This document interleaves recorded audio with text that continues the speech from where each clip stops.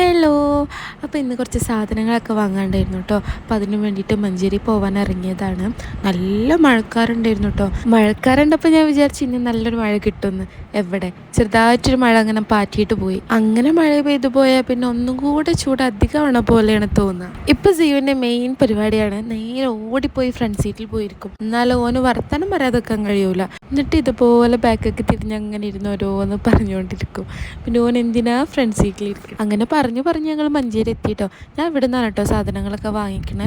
ഞാൻ ഓരോന്ന് വാങ്ങിക്കണതിൻ്റെ ഇടയിൽ ജിയോ പോയിട്ട് അവിടുത്തെ ചേച്ചിനോടൊക്കെ നല്ല കമ്പനി ആയിട്ടുണ്ട് കേട്ടോ. അവസാനം വല്ല ഫോൺ വരെ വാങ്ങിയിട്ട് ഓൻ തന്നെ സബ്സ്ക്രൈബൊക്കെ ചെയ്തു കേട്ടോ.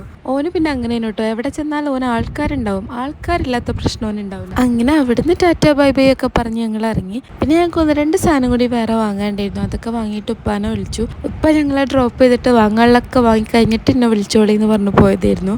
പിന്നെ എൻ്റെ കുഞ്ഞുമണിക്ക് പെരുന്നാൾക്കിടാൻ വേണ്ടിയിട്ട് ഹെയർ ബാൻഡൊക്കെ വാങ്ങിക്കാണ്ടായിരുന്നു കേട്ടോ. ഒരു ഹെയർ ബാൻഡിന് പോയതാണെന്നുണ്ടെങ്കിലും ഇതൊക്കെ കണ്ടിട്ട് എല്ലാം വാങ്ങിക്കാതെ തോന്നുന്നു കേട്ടോ. നല്ല നല്ല ക്യൂട്ട് ഐറ്റംസ് ഉണ്ടായിരുന്നു കേട്ടോ.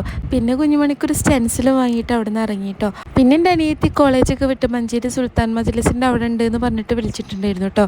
അപ്പോൾ അവിടുന്ന് ഇഫ്താറിനുള്ള ഫുഡൊക്കെ വാങ്ങിയിട്ട് ഞങ്ങൾ വീട്ടിലേക്ക് തിരിച്ചു പോന്നു കേട്ടോ. അപ്പോൾ ചേട്ടാ.